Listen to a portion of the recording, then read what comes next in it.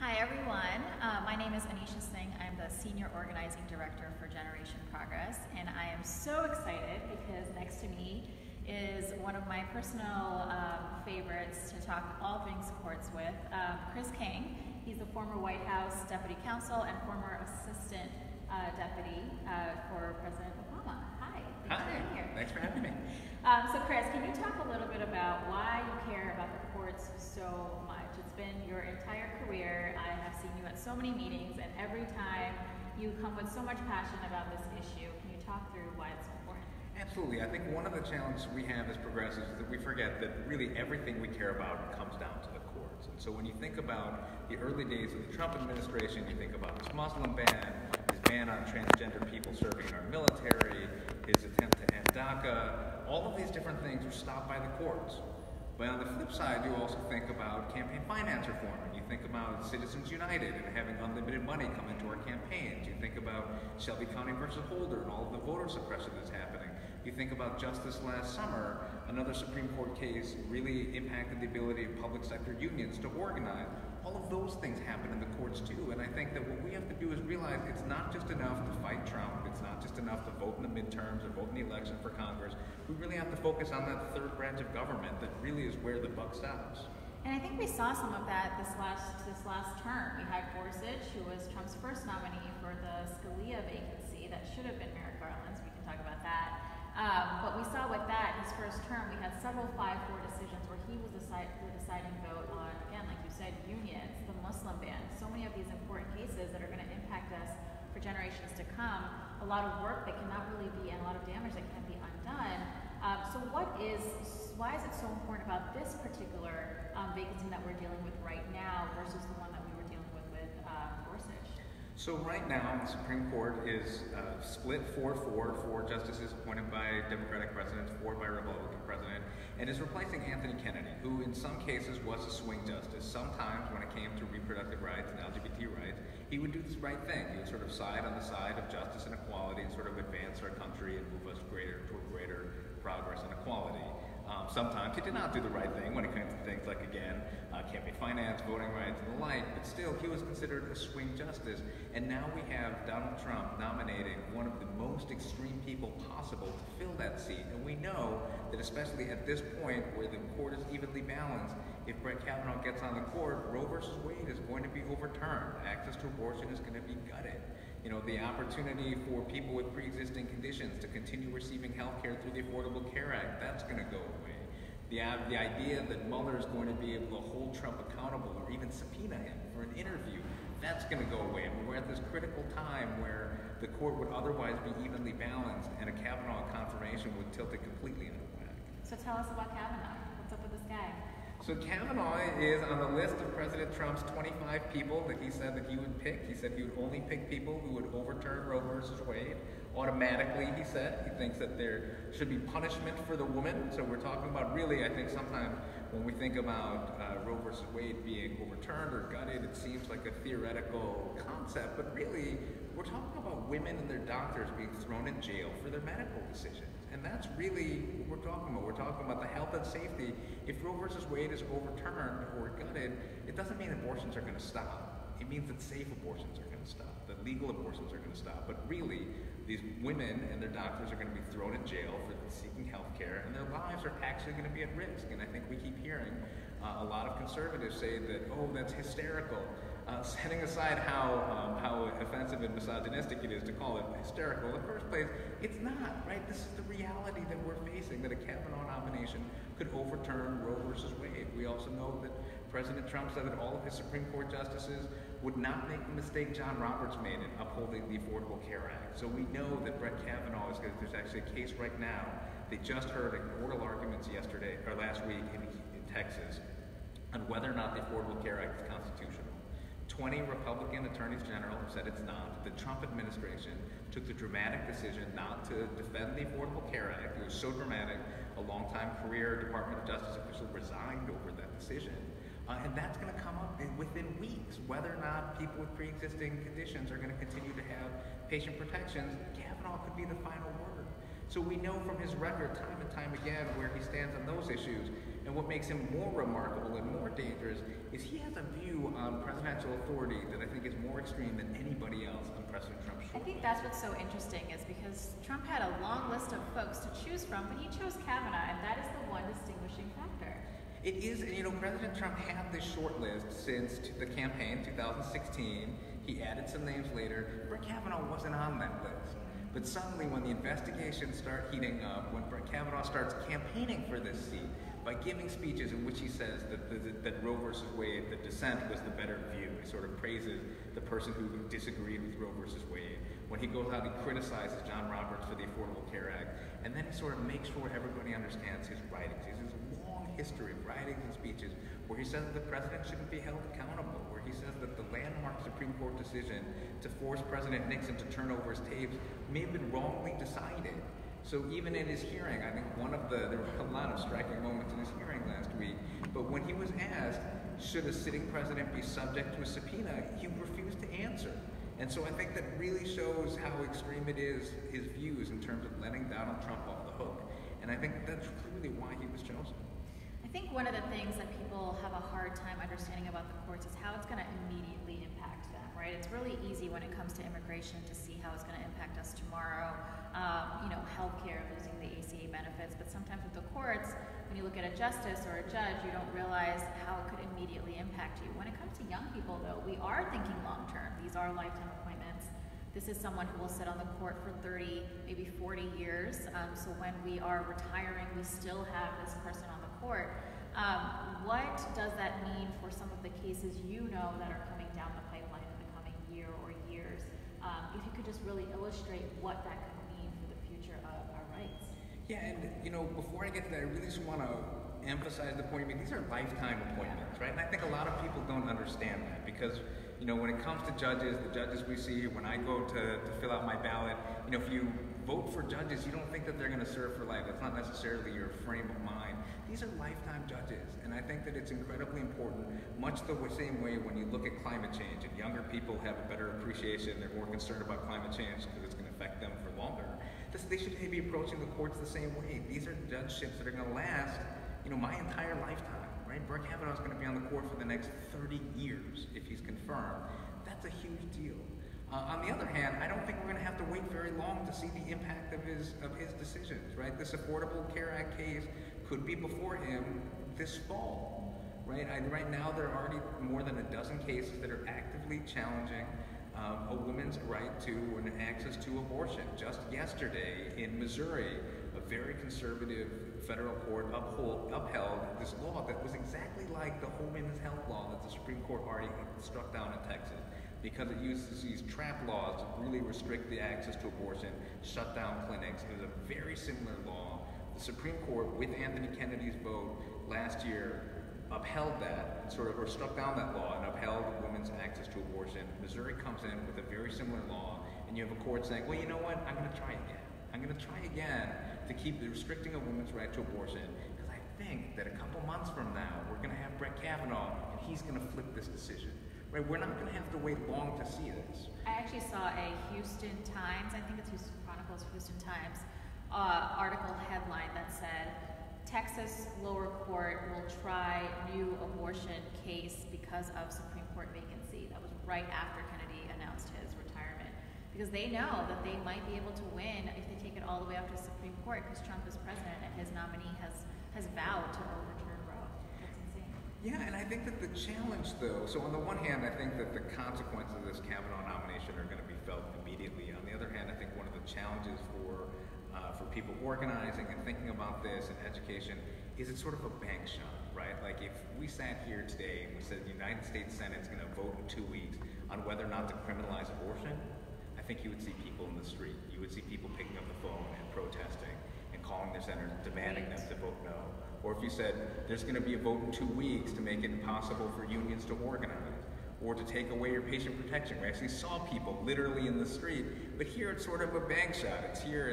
We're going to have a vote on somebody who's going to do this.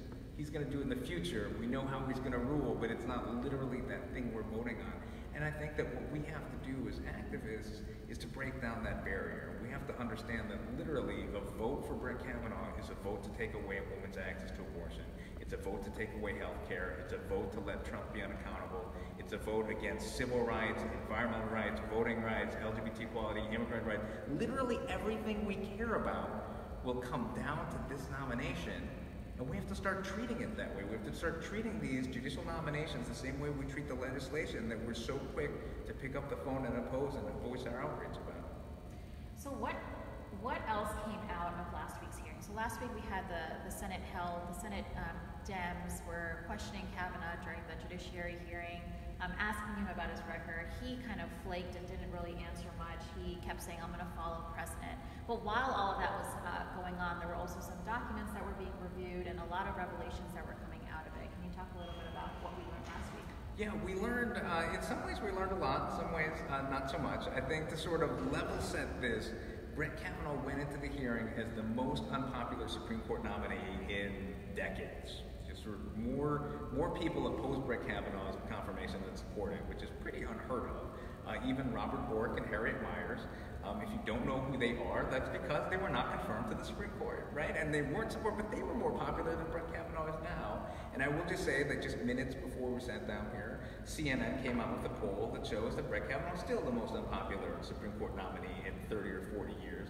showing that from that perspective, Republicans didn't do anything to help improve his standing, to help improve the way people see him. And I think it's because he came into this hearing with these very well-stated, well-documented views that he's anti-abortion, he's anti-healthcare, he thinks the president should be above the law, and he did nothing to walk that back, to clarify, to give people comfort about those core issues in his record. And so from that perspective, he ducked and dodged and misled, and I don't think we learned much. On the other hand, what we did learn is it turns out saying that he misled the Senate might be generous. I think that there have now come out, these documents have come out, which demonstrate that on at least 5 occasions, Brett Kavanaugh may have lied to the Senate when he was up for his current position in 2004 and 2006. He was asked by senators about his involvement in very particular things, and time again he said no, he wasn't involved in this, he didn't handle this, he had no knowledge of this. And now these documents are starting to come out, his private emails, not private emails, his emails from when he was in the White House, but they were previously hidden. Senate Democrats said, you know what, I'm not going to let Republicans hide these emails anymore. We have some of these in the record. I will say we only have 10% of his emails. We're looking for the other 90% that Republicans continue to hide. But even the 10% that they have produced demonstrate that he has serious questions about his integrity and his honesty. And quite frankly, I think that they raise questions whether he should even be a judge now on the D.C. Circuit, more or less be elevated to the Supreme Court. Absolutely. And so this is where I wanted to kind of pivot a little bit. There is this culture right now coming out of this administration of just filling the courts, packing the courts with these extremist, terrible nominees. And I think while a lot of us are paying attention to what's happening on the Supreme Court, they are also confirming so many people on the lower courts, and that is also just as important, but also speaks to kind of what is happening to our Supreme Court and how they're hijacking that too. So can you talk a little bit about why the lower courts are important, and then what is happening right now with that too? So every single judgeship is a lifetime appointment. And so when we think about where most of these cases start, for example, this case in Texas, to whether or not to uphold the patient protections for people with pre-existing conditions, that's being held in a district court. That's the lowest level trial court. When we think about the case that's currently trying to keep families together, that's being heard in a district court in California, or whether or not the Trump administration can keep children in detention indefinitely is another district court. The ban on transgender people serving in the military, that's another district court. There's even a district court case where the judge made the Trump administration turn the plane around for somebody they were trying to deport before a hearing could happen. Right? These are all happening at the district court, and I think, unfortunately, progressives don't pay enough attention to these lower courts. They don't pay attention to sort of the fact that that's where it all starts for almost all of these cases. It's not just at the Supreme Court. Most of these cases work their way up. And so we have to pay attention to all of these. We have this, again, we talked a little bit about at the beginning about how we need to focus more on the courts generally. I think we need a culture shift, right? And I think we're starting to see it with Kavanaugh around the Supreme Court, that progressives are starting to understand that our rights and values are really at stake. But then we have to take that same mentality to all of our courts. right? And so one of the most frustrating things that happened over the last couple of weeks in the lead up to Kavanaugh's Supreme Court hearing, when Republicans are continuing to hide, literally, they're hiding 3 million pages of Kavanaugh's White House records from Democrats. They're sort of rushed to this hearing. At the same time all of that's happening, Senate Democrats said, you know what?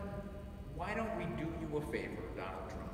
Why don't we do you a favor, Mitch McConnell, and confirm 15 lifetime judgeships within a matter of minutes? Right? Why would Democrats do that? And I think that sort of, it's because they don't hear enough from us as grassroots progressive activists saying this is unacceptable, that every single one of these judgeships matters. And I think that the response you'll hear from Senate Democrats who made this deal is that, they were going to be confirmed anyways. They're not controversial. And that's actually not true at all, right? Like, a non-controversial Trump nominee is very different than a non-controversial Obama nominee in terms of the way they look at the law and the way they rule on a lot of very important cases. And Republicans understood that, right? Republicans never confirmed 7 judges in a single day in President Obama's entire first year in a way that Senate Democrats just gave them away. Again, these are lifetime judgeships, and we have this mentality that they're sort of like chits to be bargained, right? That they're not that important, that if we get 2 more days on the campaign trail, it's worth 15 lifetime judgeships. And I think that you're even starting to see that mentality sort of bleed into the Supreme Court fight, right? There's some people out there saying, well, if Kavanaugh's going to be confirmed anyways, let some of these red state Democrats vote yes. Let some of them vote yes because it doesn't matter if he's confirmed by 51 votes or 54 votes. Like, think about the midterm elections.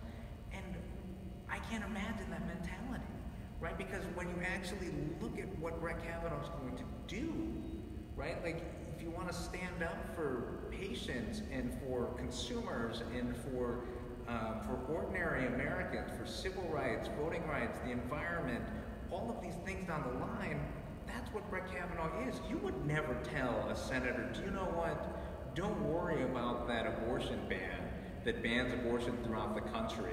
You go ahead and vote yes because your election's coming up in two months, right? But this idea, again, that because it's a nomination, Democrats should get a pass, that's completely backwards, right? So then how can we, as people who care about the courts, turn around and tell other people who care about these issues that judges matter, right? We can't walk up to a room full of activists and say, these nominations are important, Brett Kavanaugh's bad, but don't worry, several Democrats voted against him, right? Or voted for him because it was politically expedient, right? Like, that's not the way our values work, that's not the way our rights work, and that's not the way our politics should work. And I think that especially as we come up to this point in time where we are going to have this critical vote, I think it should be a defining vote on what it means to be a Democrat, to start standing up for our values through the courts. And I think Democrat or Republican, it's, if you look at Republicans, they're all about the process when it comes to their own nominees. Not their own nominees. When it comes to Obama's nominees, we had them say, oh, we need to wait for the blue slip to be turned in, which is a sheet of paper that home state senators turn in to say they approve or disapprove of a lower court nominee. Oh, we need to wait for blue slips to be turned in to have, judiciary hearings and then there are other processes to have a vote. They delay to the point where President Obama's nominees would wait months if they ever got confirmed. And I think in the last year of Obama's presidency, we had no circuit court judges confirmed. So they're all about process, and it's time that we also, when it comes to Democrats, we're all about process, including not giving up 15 lower court nominees and hearing what they have to say, asking them the questions that need to be asked, and really doing a thorough vet, because we never know what might be in these records, and it's important to have those processes. Yeah, it's really amazing how Republicans abused every single rule possible to keep as many of these judgeships open as possible. So when President Trump took office, he had more than twice as many open judgeships as President Obama did. And that was by design. President Trump somewhat comically goes on to rallies and he says, well, I guess Obama forgot about them. No, he didn't forget about them. Mitch McConnell refused to confirm them. Right? They refused to consider them, and they blocked them at every point along the way. And so when we look at Texas, for example, Senators Cornyn and Cruz had 2 vacancies on the Fifth Circuit Court of Appeals, which is the level in between a trial court and the Supreme Court, Court of Appeals. They had 2 vacancies. One of them stayed open for more than 4 years, and one of them stayed open for more than 3 years. This was intentional. President Obama couldn't make a nomination, couldn't fill the vacancy for his entire second term. Those are the judges that might hear that case on whether or not the patient protection stands. There's another case in Texas on whether or not DACA stands, right? The Deferred Action for Childhood Arrivals. They did this intentionally. They did this intentionally to keep these seats open. And then who does Donald Trump nominate? Donald Trump nominates these right-wing ideologues, including a guy who just wrote an opinion that just for fun, because it wasn't legally required, just for fun, in his opinion, he talks about the moral tragedy of abortion, right? Like, we know where he stands. We know how outspoken he is. That's the lengths that Republicans go to. On the other hand, you see Democrats here already falling over themselves to work with the Trump administration. Let's find consensus nominees. Let's work together, because we want to find a non-controversial Trump nominee. And that's not the mentality that Republicans had. Republicans had this mentality of making sure that these Obama nominees were never considered, were never nominated, so that they could keep them open for as long as possible.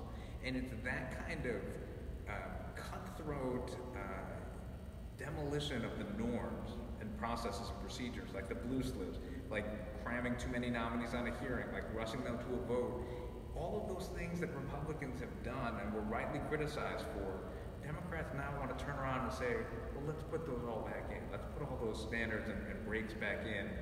And I don't understand why. I think that if we keep allowing Republicans to run us over in the process, we're never going to be able to reclaim our judiciary for sort of the forces of justice and equality that it's intended to be.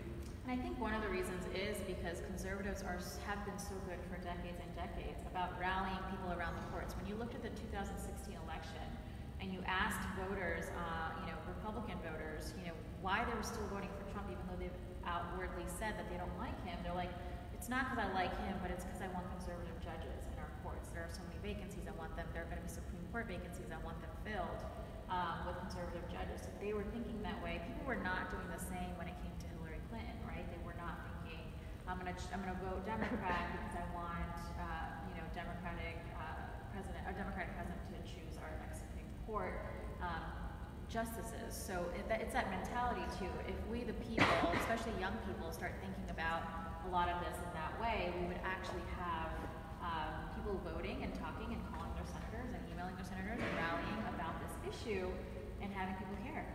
Yeah, and I think that that's why this Kavanaugh fight is so important, and that's why it's so important for Democratic senators to really coalesce and unite in opposition so quickly, because I think it really makes clear what the values are, what the differences are when it comes to how progressives and Democrats view the courts and how conservatives do. But also when we think at the end game, at the end of the day, we need 51 votes to defeat Kavanaugh's nomination. The pressure's only going to come after we have a united Democratic caucus. That's when you're really going to be able to focus on the 2 votes you need to really turn this nomination. And so I think we really need to take this to heart and really focus. The fact is right now there are 13 Democratic senators who haven't taken a position yet on Kavanaugh's nomination. And I think they should have heard enough. They've seen it in his record, they heard it in his hearing, they've had ample time to consider it, and I think now's the time to come out and oppose his nomination so we can continue to do the real work of mobilizing and hopefully defeating it. So that kind of brings me to my last question. What is the timeline here? What are the next steps in this whole process? What's our timeline in terms of how much time we have to take action and hold these senators accountable? And then how do people take action here? What are the most effective ways you think that young people who are tuning in right now can take action? So I think that the time is now, right? We think that his confirmation vote will be in probably less than 2 weeks. And so when you think about the amount of time we have to really change literally to change our future, I know a lot of people are looking forward to the midterm election as an opportunity to have some checks and balances and hold this president accountable. This is something we have to do right now. The good news is we can do this in 2 weeks, we can defeat this nomination and still have plenty of time to focus on the midterms, right? I think that what people need to do is find out where your senator stands, right? Democratic or Republican, if you go to whipthevote.org, my organization, Demand Justice, along with a number of others, are keeping track of where senators stand. And sort of you'll know, and I would say even if your senator is declared either yes or no, to call your senator and make sure that they know that you care about this. Because I think part of the enthusiasm gap that's felt is that if you have a Democratic senator, the Democratic senator's already opposed, then you think, well, I don't need to do anything. Or you have a Republican senator who's already now supporting, you think I don't need to do anything. But the enthusiasm matters. Hearing from you matters. So even if your senator's declared a position, they need to hear from you that this is important and you want them to fight. You want them to speak up. You want them to do everything they can to stop this nomination. Convince their colleagues to vote. And to convince their colleagues, right? And so there are 13 Democratic senators, there are probably about 8 Republican senators who haven't made a decision yet, who haven't announced which way they're going. Now you look at some of those names and think, well, they're gonna be fine at the end of the day. They've said a lot of negative things, they've raised a lot of concerns. We're at the point now where concerns is not enough, right? They need to come out and oppose as nominees. And so I think we need to actually pick up the phone, right, and call your senator. Show up at their office and actually get in their face, maybe not literally, but maybe a little bit literally, right? I think that part of the challenge is that so much of the activism is on Twitter and on Facebook and on sharing things, and that's really important, but your senator doesn't really tally that, right? Like your senator's gonna care when you pick up the phone and when you say, I know that this nomination is gonna affect me for the rest of my life, the next 30 or 40 years. Whatever issue it is that moves you, I promise you there's a connection to the courts, and you have to make that clear to your senators that, you care about clean air and clean water, therefore you oppose Brett Kavanaugh's anti-environmental record. You care about the imbalance between the corporations and the wealthy against ordinary Americans, and you've seen him time and time again, right? We didn't even talk about the fact that Brett Kavanaugh tried to strike down the CFPB, or he wants to strike down net neutrality rules, right? Well, I think the CFPB thing is super important because so many young people who are paying attention right now and are in our network are dealing with student debt. Our generation has the highest amount of student debt, over $1 trillion in debt combined. And the CFPB has a lot to do with how that debt is handled. So if you could talk a little bit more about what's going on with Kavanaugh and the CFPB. So he had a ruling early on where he would have struck down the CFPB because he said it was unconstitutionally structured. And you think about all the good that the CFPB has done and should be doing now, and that would be really tragic. Or you think about another issue that I suspect resonates is the net neutrality rule, right? He wanted to strike it down because he thought that he equated the cable companies being able to charge more for where you visit, what website you visit, to free speech. Right, like this idea then time and time again, he sides with big businesses and corporations, and those are really important issues for us to continue to surface too. I mean, we really focus on like the core issues in his record, the right to abortion, the right to health care access, and sort of holding Trump accountable, but there really is there's something for everyone to be concerned about. And it's really, on the one hand, I think it can be daunting because you sort of get lost in like all of the many reasons to oppose him. On the other hand, I think we have to keep lifting up. There are many reasons to oppose him, and we need to be acting like that. And I think this is the first time, at least in the time that I've been working on the court's issues, that I have seen every single group. I mean, name and issue area. We have groups that are rallying, putting their lives on the line, getting arrested on Capitol Hill, folks flying in from every single state where senators have not really declared whether or not they are voting for Kavanaugh. We have Native Americans coming in from the West Coast. We have people with student debt showing up. We have gun violence victims showing up. Everyone is recognizing what's at stake here. So call your senators. The senators are the only ones that have any say in this, not the House, and it is your U.S. senators. Everyone has to call them both. It takes 5 minutes of your time, but it can make all the difference. And we're already seeing with Senators Collins and Murkowski, their phones are being called all the time. They're getting so many calls, and really that's the kind of pressure we need, especially this week when we're expecting to hear from them and others how they're going to vote on this nominee. Once they say who they're voting for, that's that. So we really need to pressure them now. And so, Chris, where can people follow you and learn more and continue to hear about you in the fight? What is your Twitter handle? My Twitter handle is @CDKang76, CDKANG76.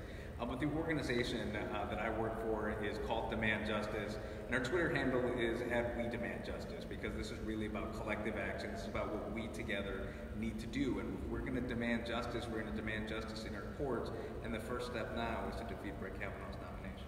Great. Thank you so much for your time, Chris. Thank you all for tuning in. Thanks.